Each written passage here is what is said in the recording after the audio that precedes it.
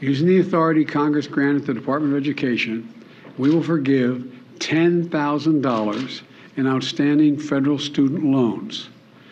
In addition, students who come from low-income families, which allowed them to qualify to receive a Pell Grant, will have their debt reduced $20,000. That was President Joe Biden announcing long-awaited executive action to cancel up to $20,000 of student loan debt for low-income borrowers. The plan drew praise from both centrists and the Democratic left as a critical step towards full student debt cancellation. And Republicans aren't happy.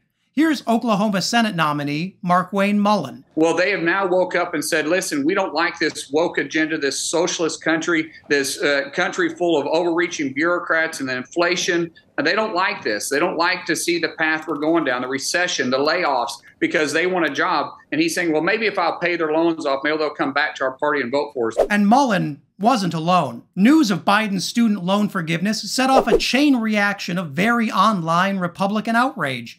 In an unhinged tweet, the House Judiciary Committee's Republicans accused Facebook of censoring them, and Dan Bongino went on an especially loony rant about how lazy and worthless he thinks students are. There's this thing you have. It's called the ass, right here. The ass, okay? And when the ass gets up out of the seat and goes to work, and you remove the ass from the seat, you get this thing. It's a 4-letter word called a job. Some of you know Joe Biden will get the joke.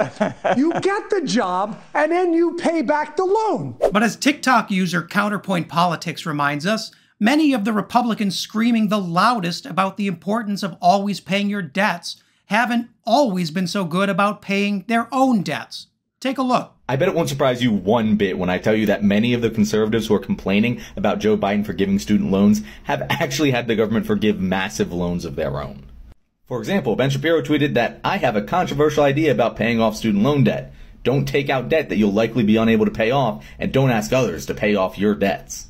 But Ben Shapiro took out a $20,000 PPP loan and had the American taxpayer pay off all of it for him. Prominent right-wing crybaby Ben Shapiro is an excellent example. Shapiro took to Twitter to complain that not paying your debts makes America weaker. That's the same Ben Shapiro who asked for a $20,000 PPP loan during the pandemic. And then Shapiro quietly asked the big bad federal government to cancel his debt. Ben didn't have any problem with that handout. Or what about Steven Crowder, who says, student loan forgiveness sounds really nice to illegal immigrants, people with no life experience, and people who don't have families yet, and people who use preferred pronouns.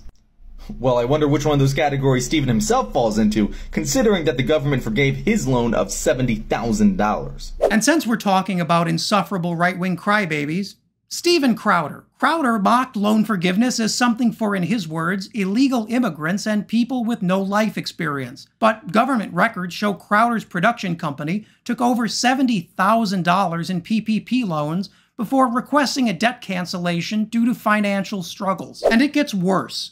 Tucker Carlson's Daily Caller sought over $300,000 in PPP loans while blasting other borrowers as leftists and no-work ethic losers. I reached out to Tucker to ask if he felt unpatriotic for declining to pay back even a penny of the loan taxpayers gave him. Fox News told me they'd have to call me back. Republicans don't hate loan forgiveness. They extend it to businesses, banks, and their corporate donors all the time. What they do hate is Joe Biden's newfound political energy, and how quickly Congress and the White House are now moving to deliver on the most popular elements of Biden's agenda. And they have good reason to be afraid. Canceling student loan debt is among the most popular policy proposals in America, and Vermont Senator Bernie Sanders has been at the forefront of that effort. Sanders and progressives have always understood what's just now becoming clear to the centrists. Canceling student loan debt isn't just good politics, it provides a noticeable boost to the American economy and to borrowers' financial stability. The support couldn't come at a better time.